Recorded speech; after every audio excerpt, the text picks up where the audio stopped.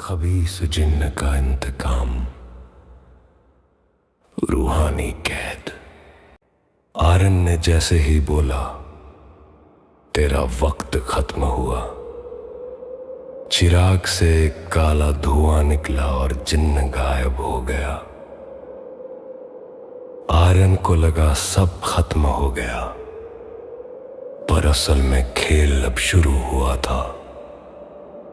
अचानक हवेली की दीवारें मांस की तरह धड़कने लगी।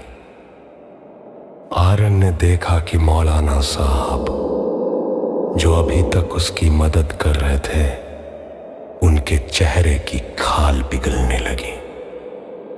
मौलाना साहब, ये क्या हो रहा है? मौलाना, बेवकूफ इंसान, तूने जिसे कैद किया वो तो सिर्फ एक साया था। असली जिन्न तो सदियों से इस हवेली की दीवारों में कैद था, और उसे आजाद होने के लिए किसी के मंजूर करने की जरूरत थी। तूने वक्त खत्म बोलकर उस कैद का ताला ही खोल दिया।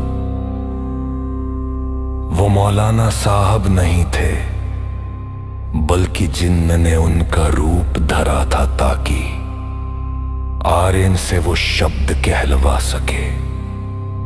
अचानक असली मौलाना साहब हवेली के गुप्त तहखाने से लहूलुहान हालत में बाहर निकले।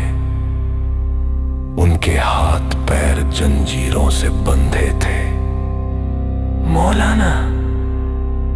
आर्यन, भागो।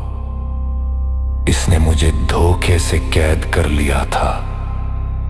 ये अब तुम्हारे जिस्म में दाखिल होना चाहता है। जिन्न अब अपने असली रूप में प्रकट हुआ, 12 फीट ऊंचा, जिसके चेहरे पर कोई आंख नहीं थी।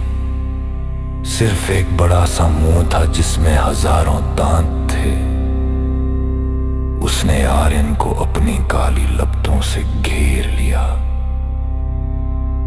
आर्यन को महसूस हुआ कि उसकी यादें, उसकी पहचान, सब कुछ मिट रहा है। उसे अपने बचपन के दोस्त, अपनी मां, सबका चेहरा भूलने लगा। जिन्न उसकी रूह खुरच रहा था। मौलाना साहब ने चिल्लाकर कहा, आर्यन, अपनी उंगली काटो और उस खून से अपनी आंखों पर अलिफ लिखो। ये तुम्हें इस छलावे से बचाएगा।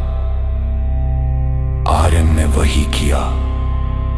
जैसे ही उसने अपने खून से माथे और आंखों पर निशान बनाया, उसे वो दिखने लगा जो सच था। हवेली कोई महल नहीं, बल्कि हड्डियों का एक ढेर थी। वो जिसे चिराग समझ रहा था, वो दरअसल एक इंसान का दिल था जो अब भी धड़क रहा था। तू मुझसे नहीं बच सकता। मैं तेरी रगों में दौड़ूंगा, मैं तेरी सांसों में बसूंगा। जिनने आर्यन पर हमला किया और उसे उठाकर हवा में पटक दिया।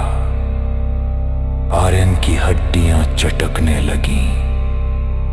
तभी मौलाना साहब ने अपनी आखिरी ताकत जुटाई और एक रूहानी कलमा पढ़ना शुरू किया।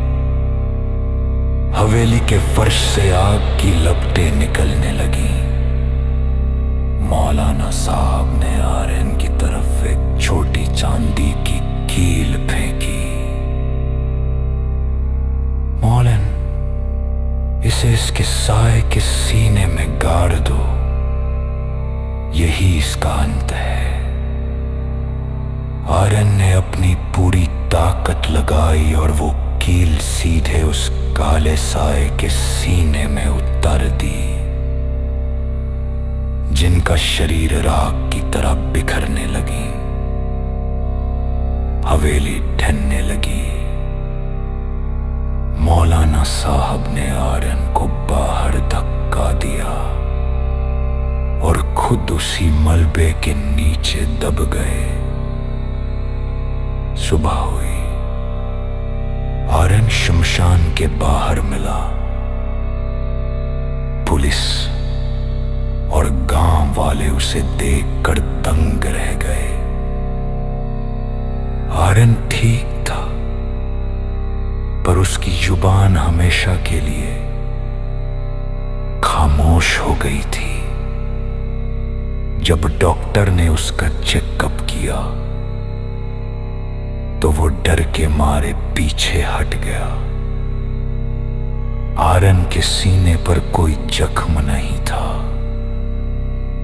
तो उसके एक्सरे ने उसकी पैर के तास वही जान गई थी। कील साफ के गाय का नहीं थी। जिन्न मरता नहीं, वो बस किसी और की तड़ीने पना ले गए। जिन्न मरता नहीं, वो बस किसी और की तड़ीने पना ले गए।